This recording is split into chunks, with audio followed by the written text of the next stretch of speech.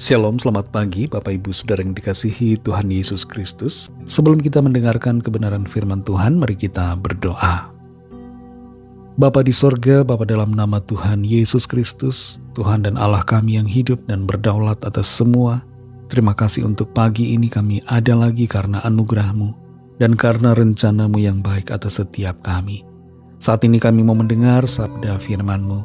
Urapilah kami supaya kami mengerti dan taat melakukan setiap kehendak-Mu. Dalam nama Tuhan Yesus kami berdoa. Haleluya. Amin. Saudara yang dikasihi Tuhan, ayat firman Tuhan saat ini terdapat dalam kitab 2 Samuel pasal 1 ayat 1-2. Tertulis demikian. Setelah Saul mati dan ketika Daud kembali sesudah memukul kalah orang Amalek dan tinggal 2 hari di Siklak, maka datanglah pada hari ketiga seorang dari tentara dari pihak Saul dengan pakaian terkoyak-koyak dan tanah di atas kepala. Ketika ia sampai kepada Daud, sujudlah ia ke tanah dan menyembah. Saudara yang dikasihi Tuhan, ada saja orang yang tipenya sebagai penjilat atau yang suka cari muka. Orang yang tipe cari muka adalah mereka yang sikapnya manis, suka memuji, tapi memujinya secara berlebihan dan tidak benar. Dan orang yang suka cari muka juga biasanya memberikan laporan yang direkayasa. Yang penting asal Bapak senang, dan itu dilakukan dengan tujuan untuk keuntungan pribadi, atau cari aman dan cari kenyamanan. Nah, apakah sikap cari muka seperti ini juga menjadi sikap kita? Apakah kita senang mencari muka kepada orang lain?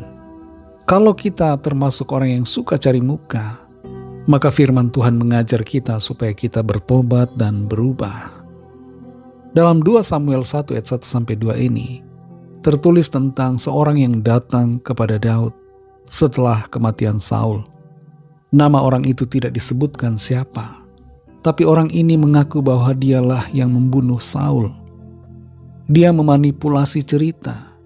Dia mengarang cerita versinya sendiri bahwa Saul mati, dibunuh dengan tangannya, bukan bunuh diri. Padahal Saul bunuh diri, bukan dibunuh oleh pemuda ini yang datang kepada Daud. Pemuda ini mengira bahwa Daud akan senang dengan apa yang dia sampaikan, dan dia mengira bahwa Daud akan memberikannya hadiah karena membunuh Saul, orang yang selama ini mengejar-ngejar Daud.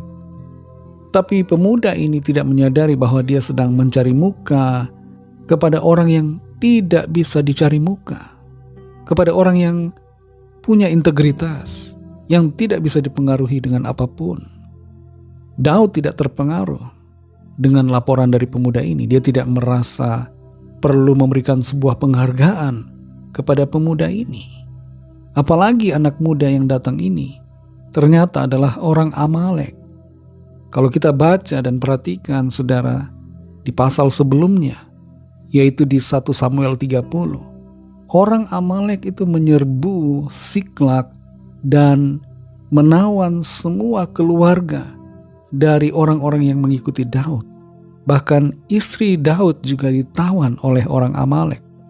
Jadi anak muda yang mengaku dirinya sebagai orang Amalek dan mengaku sebagai pembunuh Saul telah melakukan sebuah kesalahan besar di hadapan Daud. Maksud hati mencari muka, justru yang dia dapatkan adalah hukuman kematian.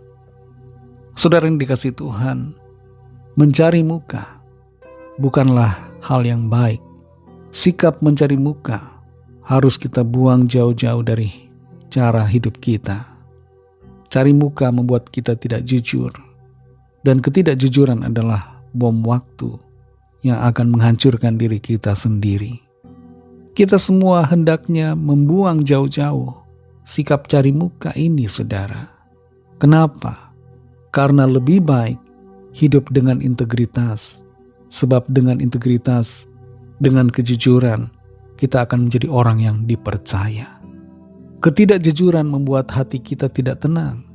Kita akan mengcover lagi ketidakjujuran yang sebelumnya dengan ketidakjujuran yang selanjutnya. Daripada hidup seperti itu, saudara, hidup mencari muka dengan ketidakjujuran, alangkah baiknya kalau kita hidup jujur dan berintegritas sesuai dengan kebenaran firman Tuhan. Kalau kita ingin dipromosikan Tuhan, tidak usah mencari muka kepada manusia. Biarlah kita hidup jujur di hadapan Tuhan, dan promosi itu akan datang dari Tuhan. Kalau Tuhan sudah mengangkat kita, maka tidak akan ada yang dapat menurunkan. Kalau Tuhan sudah membuka pintu bagi kita, tidak akan ada yang dapat menutupnya. Mari kita berdoa. Terima kasih Tuhan Yesus, kami bersyukur untuk firman-Mu yang sudah kami dengar, mengajar kami bagaimana kami seharusnya menjalani hidup ini tanpa mencari muka terhadap orang-orang di sekitar kami. Tapi kami menjalani hidup dengan prinsip kebenaran, hidup dalam kejujuran, memiliki integritas sesuai dengan firman Tuhan. Pimpin kami Roh Kudus supaya hidup kami selalu ada di dalam kebenaran-Mu ya Tuhan. Berkatilah kami di sepanjang hari ini dalam segala tugas aktivitas kami. Pimpin dan sertai kami, agar kehidupan kami berkemenangan dan selalu memuliakan nama Tuhan. Kami berdoa membawa setiap pergumulan kami masing-masing, setiap permohonan doa yang disampaikan. Lawatlah ya Tuhan dan nyatakan kuasa kesembuhan, pertolongan, pemulihan, mujizat-Mu bagi setiap kami. Kami percaya, kami terima jawaban doa. Kami terima pertolongan dan mujizat Tuhan. Kami serahkan semuanya ke dalam tangan kasih-Mu. Dalam nama Tuhan Yesus Kristus, kami sudah berdoa dan mengucap syukur. Haleluya. Amin.